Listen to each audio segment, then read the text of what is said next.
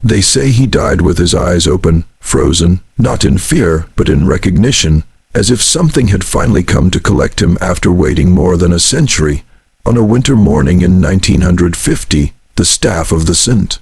Augustine poorhouse in rural Ohio found an elderly black man's skin like cracked parchment, hands clenched around the rails of his cot, dead at 126 years old. His name in the records was Jonah, no last name. But the townspeople had another name for him. They called him the Rememberer, because for more than 100 years, Jonah whispered about a night he claimed no human was meant to survive. A night from the year 1834, when the woods outside Gallows Creek went silent and 300 people vanished without a trace. Every institution that touched the story, churches, orphanages, county offices, buried the details.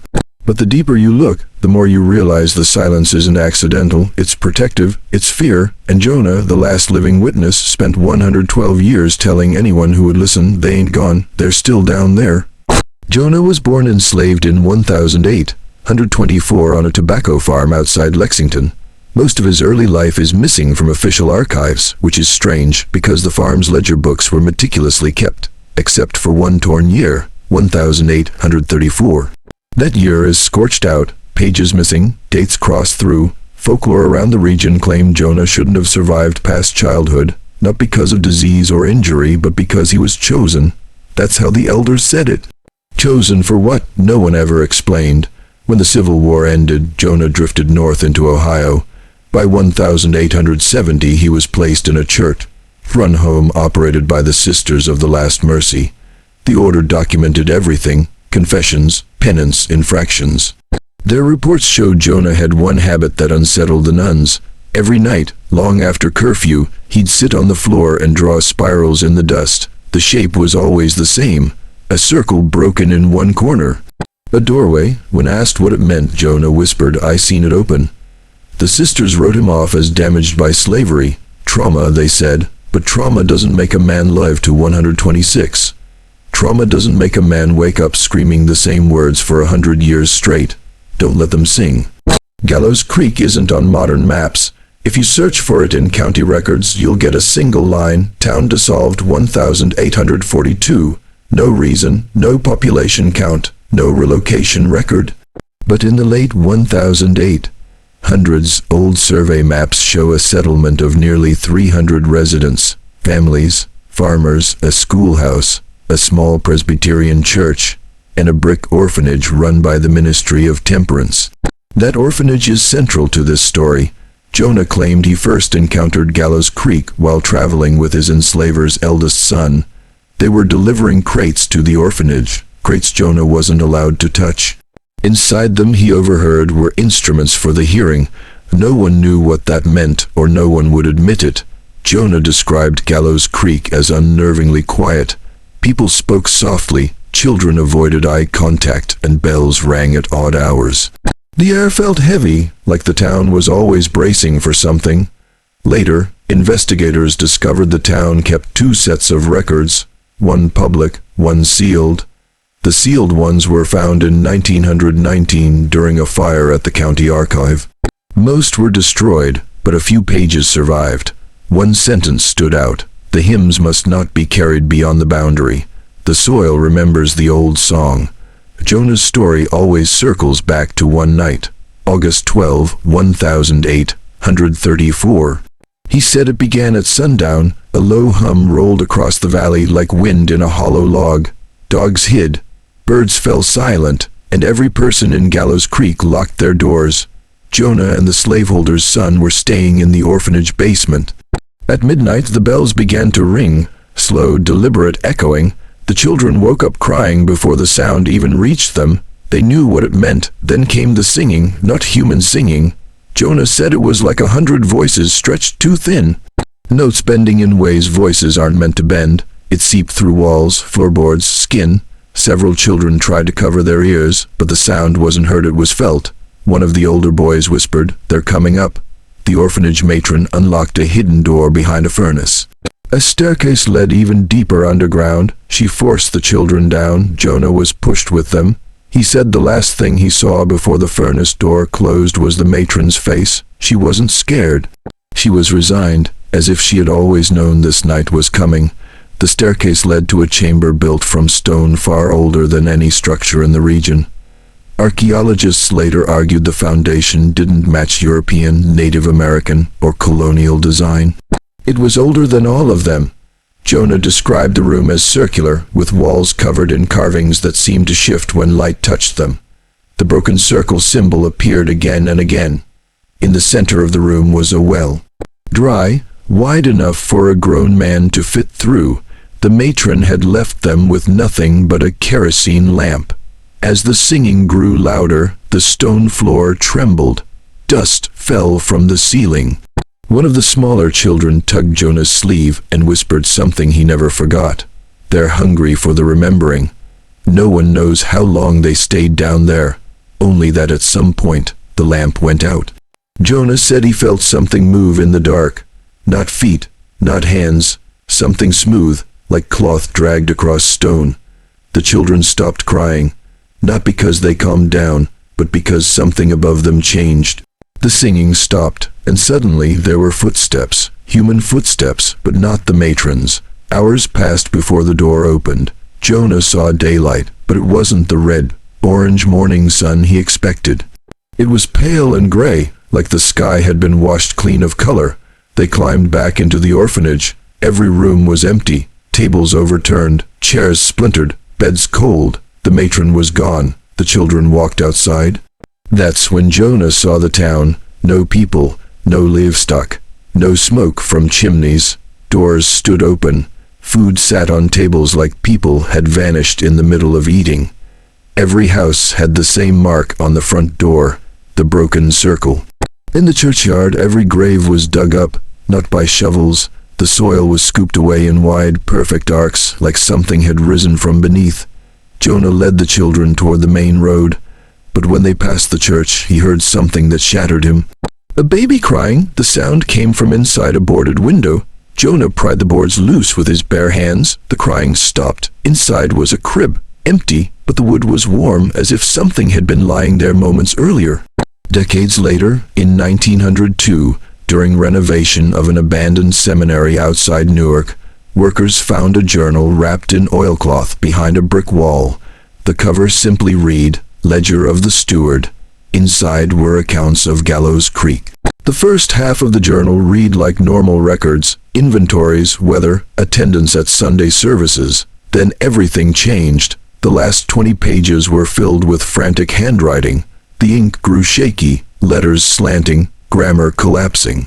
The final complete entry read, "They do not want the living. They want the ones who carry the memory. We thought the hymns soothed it. We were wrong." The next page had just one line, "Do not break the circle."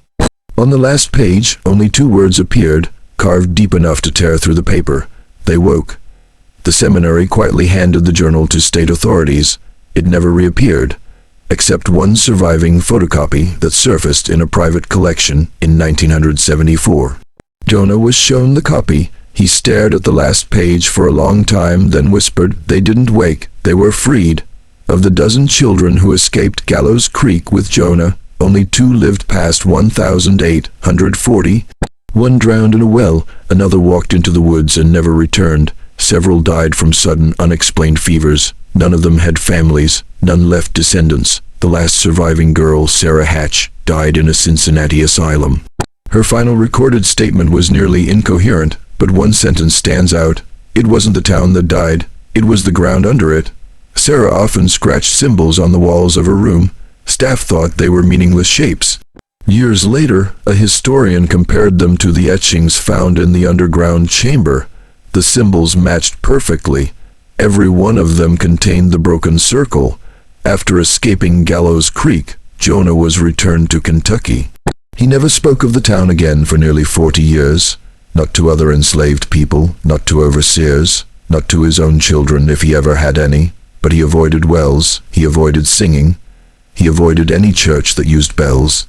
When the Emancipation Proclamation freed him, Jonah went north. He chose Ohio for reasons he never explained, but he settled within 30 miles of where Gallows Creek once stood.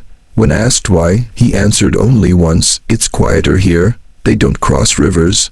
No one knew who they were. But Jonah spoke as if they had followed him ever since that night. In 1915, a fire swept through the mother house of the Sisters of the Last Mercy. Most of the orphanage records were lost, but a single metal lockbox was recovered from the ruins. Inside were the admissions logs of every child placed in the home between 1860 and 1900. Jonah's name appears dozens of times, always noted as restless. But one line stands out. Subject repeats warnings of the August night. He believes the circle broke. Another entry reads, "He screams when the evening bells ring." Claims he hears the echo choir. Echo choir. No one knows what that means. But survivors from neighboring towns reported hearing strange melodies during the 1830s, notes stretched out, rising and falling without breath.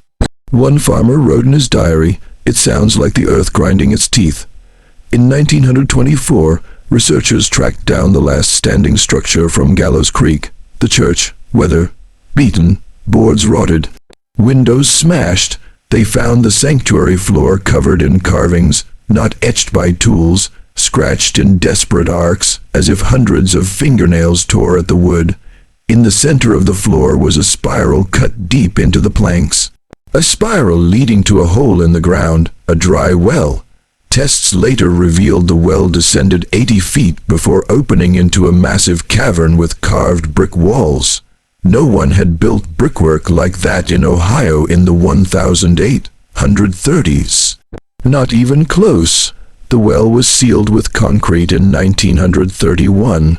The state ordered it never opened again.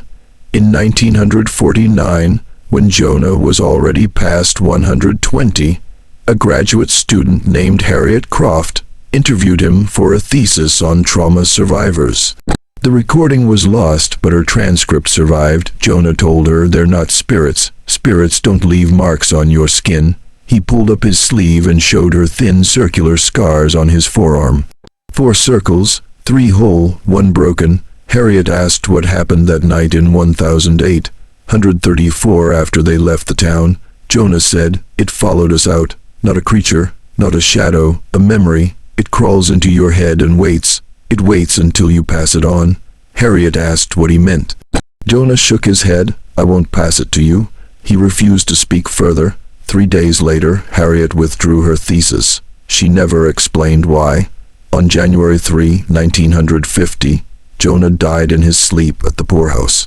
The night before, staff reported hearing humming from his room, not Jonah's voice, multiple voices. When they opened his door, the humming stopped. They found Jonah sitting upright, eyes half open, staring at the far corner. A symbol was carved into the wall behind him, the broken circle. The county doctor listed the cause of death as natural, though the body showed signs of extreme terror, rigid muscles, clenched jaw, wide eyes. Jonah's final words to the orderly were, "It's coming back, the ground is thin again." A year after Jonah's death, a team of geologists studied the land where Gallows Creek once stood. The soil readings were abnormal. Minerals showed signs of repeated deformation, as if shifted by massive underground pressure. Then they found the tunnel. It ran beneath the old church foundation. Inside were more carvings, circular patterns, symbols like open mouths, rows of what looked like tally marks. And at the very end of the tunnel, a chamber with the same stone architecture Jonah described. In the center was a pit. Inside the pit were human bones, but not arranged naturally, stacked, sorted, arranged in circular layers. As if laid out in some ritual, the state sealed the site 2 weeks later. The official reason, structural instability. In 1962, a retired county clerk anonymously mailed a folder of documents to the Ohio Folklore Society. Inside were papers that authorities had quietly collected and suppressed for decades.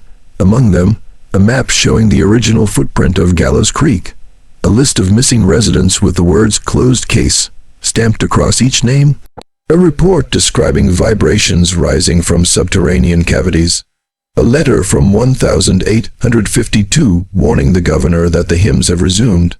The most disturbing document was a crude drawing of a stone door. The same broken circle carved at the top. At the bottom, someone had written, "Never open again." Modern scholars developed a theory to explain the disappearances. The land beneath Gallows Creek sat atop a network of limestone caverns. Flooding caused collapses. People fell into sinkholes. Natural disaster, end of story, but there's a problem. Limestone caves don't hum. They don't produce synchronized vibrations. And they don't leave identical circular scars on survivors' skin. Jonah insisted the river near Gallows Creek held something back for generations, a boundary, a natural barrier, he said. They live where the water won't go. Scientists dismissed this as metaphor. But satellite readings from the 1970s revealed something unusual. The riverbed shifts at predictable intervals, every 46 years, like something beneath the ground is pressing upward. The next shift was due in 2022. Records show it happened. No one has investigated since. In 1987, a private research group calling itself the Blackwell Institute tried to excavate the sealed well at the church site. 6 researchers entered the shaft. 4 never came out. Authorities claimed they drowned in standing water, which made no sense because the well was dry when they entered. The 2 survivors refused to speak publicly. One later told a family member, "We didn't hear them fall. We heard them being dragged." Dragged by what? He answered, not a what, a where. He died in 1992 in a psychiatric ward. His last sketch was a circle with a single break. Locals in the region still talk about the hollow choir, a strange phenomenon reported every decade or so. People hear singing in the distance, children's voices layered, echoing across empty fields.